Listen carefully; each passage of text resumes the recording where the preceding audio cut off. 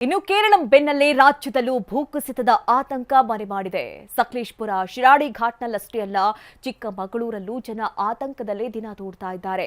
ಈ ಕುರಿತಾದಂತಹ ರಿಪೋರ್ಟ್ ಇದೆ, ಬನ್ನಿ ನೋಡ್ಕೊಂಡು ಬರೋಣ. ಕೇರಳಂನಲ್ಲಿ ಭೂಕುಸಿತ ದುರಂತ, ಕರ್ನಾಟಕಕ್ಕೂ ಎಚ್ಚರಿಕೆ ಗಂಟೆ. ಶಿರಾಡಿ ಘಾಟ್, ಸಕಲೇಶಪುರ, ಚಿಕ್ಕಮಗಳೂರಲ್ಲೂ ಭೂಕುಸಿತ ಭೀತಿ. ಕರ್ನಾಟಕದಲ್ಲೂ ಸರ್ಕಾರ ಎಚ್ಚೆತ್ತುಕೊಳ್ಳದಿದ್ರೆ ವಯನಾಡಿನಂತೆ ಇಲ್ಲೂ ದುರಂತ ಕಟ್ಟಿಟ್ಟ ಬುತ್ತಿ ಎಂಬ ಮುನ್ಸೂಚನೆಯನ್ನ ಪ್ರಕೃತಿಯೇ ಕೊಡ್ತಿದೆ.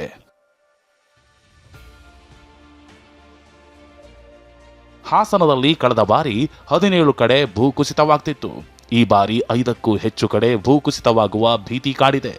ಶಿರಾಡಿ ಘಾಟ್ನಲ್ಲಿ ಗುಡ್ಡ ಕುಸಿಯುವ ಭೀತಿ ಎದುರಾಗಿದೆ. ಸ್ವತಃ ಜಿಲ್ಲಾಡಳಿತ 5 ಕಡೆ ಜಾಗವನ್ನ ಗುರುತಿಸಿದ್ದು ಅಲರ್ಟ್ ಸೂಚನೆ ನೀಡಿದೆ. ಈ ಬಾರಿ ಜಿಲ್ಲಾಡಳಿತವೇ ಒಟ್ಟು ಸಕಲೇಶಪುರ ತಾಲೂಕಿನ 16 ಕಡೆಗಳಲ್ಲಿ ಭೂಕುಸಿತ ಸ್ಥಳಗಳನ್ನು ಗುರುತು ಮಾಡಿದೆ. 4 ಕಡೆ ಫ್ಲಡ್ ಏರಿಯಾಗಳು ಅಂತೇಳಿ ಗುರುತು ಮಾಡಿದೆ. ಈಗ ನಾವು ಅಂತ ಒಂದು ಸ್ಥಳದಲ್ಲಿದ್ದೇವೆ. ಹಾಸನದಿಂದ ಸಕಲೇಶಪುರದಿಂದ ಮಂಗಳೂರು ಕಡೆಗೆ ತೆರಳತಕ್ಕಂಥ ಏನು ಈ ಒಂದು ಆನೆಮಾಲ್ ಅಂತಕ್ಕಂಥ ಪ್ರದೇಶ ನಾವು ನೋಡ್ತಾ ಇದ್ದೀವಿ. ಸೊ ಇಲ್ಲಿ ಸುಮಾರು 10 ರಿಂದ 15 ಮನೆಗಳಿದ್ದಾವೆ. ಅಲ್ಲೆಲ್ಲರೂ ಕೂಡ ಅವರ ಮನೆ ಎದುರುಗಳಿರ್ತಕ್ಕಂಥ ಗುಡ್ಡಕ್ಕೆ ಟಾರ್ಪಲ್ಗಳನ್ನು ಹಾಕಿ ಅಲ್ಲಿ ಅಂದರೆ ಶೀತ ಹೆಚ್ಚಾಗಬಾರ್ದು, ಆ ಮೂಲಕವಾಗಿ ಅಲ್ಲಿನ ಮಣ್ಣು ಕುಸಿಬಾರ್ದು. ಸೊ ಆ ಮಣ್ಣು ಕುಸಿದ್ರೆ ಸಹಜವಾಗಿಯೇ ಆ ಮನೆಗಳಿಗೂ ಕೂಡ ಹಾನಿಯಾಗುತ್ತೆ ಅಥವಾ ಮನೆಗಳು ಕೂಡ ಕೆಳಗಡೆ ಬರ್ತಕ್ಕಂಥ ಸಾಧ್ಯತೆಗಳಿದ್ದಾವೆ. ಸಂಭವನೀಯ ಗುಡ್ಡ ಕುಸಿತ ಪ್ರದೇಶಕ್ಕೆ ಹಾಸನ ಎಸ್ಪಿ ಶುಭನ್ವಿತಾ ಭೇಟಿ ನೀಡಿ ಪರಿಶೀಲನೆ ನಡೆಸಿದ್ದಾರೆ. ನಾವು ಲಾಸ್ಟ್ ಇಯರ್ದು ಡೇಟಾ ನೋಡಿದರೆ ಟೋಟಲ್ 13 ಪ್ಲೇಸಸ್ ವಲ್ನರೇಬಲ್ ಇದ್ದಾವೆ. 2024 ಆ್ಯಂಡ್ 2025 ಅಲ್ಲಿ 13 ಕಡೆ ಲ್ಯಾಂಡ್ ಸ್ಲೈಡ್ ಆಗಿತ್ತು, ಮೈನರ್ ಮತ್ತು ಮೀಡಿಯಮ್.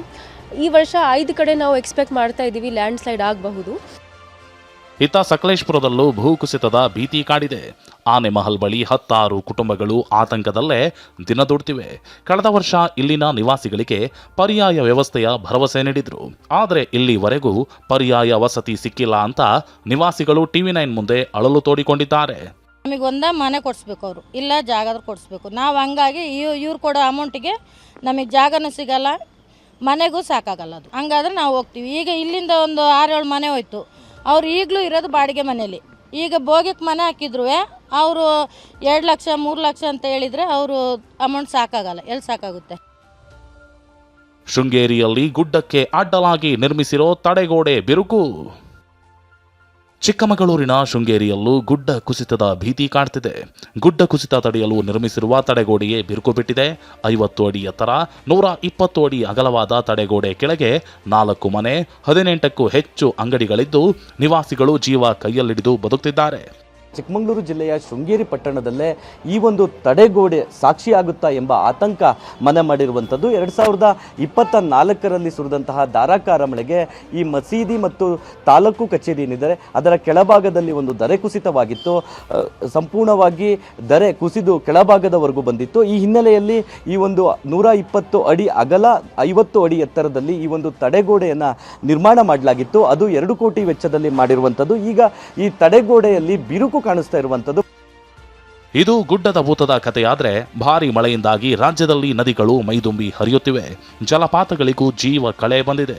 ಮಲೆನಾಡಿನ ಭಾಗದಲ್ಲಿ ಸುರಿಯುತ್ತಿರೋ ಮಳೆಗೆ ಶಿವಮೊಗ್ಗದ ಗಾಜನೂರಿನಲ್ಲಿ ತುಂಗಾ ಡ್ಯಾಂ ಭರ್ತಿಯಾಗಿದೆ. 22 ಗೇಟ್ಗಳ ಮೂಲಕ 30,000 ಕ್ಯೂಸೆಕ್ ನೀರನ್ನ ಹೊರಗೆ ಬಿಡಲಾಗ್ತಿದೆ. ಪೈಪ್ಲೈನ್ ಮೂಲಕ ಜಗಳೂರಿನ 55 ಕೆರೆಗಳಿಗೆ ನೀರು ತುಂಬಿಸಲಾಗಿದ್ದು ರೈತರ ಮೊಗದಲ್ಲಿ ಮಂದಹಾಸ ಮೂಡಿದೆ.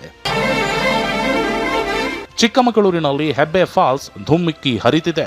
ಕಲ್ಲು ಬಂಡೆ ಮೇಲಿಂದ ಹಾಲ್ನೊರೆಯಂತೆ ಜಲಪಾತ ಭೋರ್ಗರೆಯುತ್ತಿದೆ. ಅತ್ತ ಶಿವಮೊಗ್ಗದಲ್ಲಿ ಗಾಳಿ ಮಳೆಗೆ ವಿದ್ಯುತ್ ಕಂಬಗಳು ಧರೆಗುರುಳಿವೆ. ಸಾಗರ, ಹೊಸನಗರ ತಾಲೂಕಿನ ಹಲವು ಗ್ರಾಮಗಳು ಕತ್ತಲಿನಲ್ಲಿ ಮುಳುಗಿವೆ. 5-6 ದಿನದಿಂದ ಕರೆಂಟ್ ಇಲ್ಲದೆ ಜನ ಪರದಾಡ್ತಿದ್ದಾರೆ. ದೀಪದ ಬೆಳಕಲ್ಲೇ ಮಕ್ಕಳು ಓದುವಂತಾಗಿದೆ. Bureau report, TV9.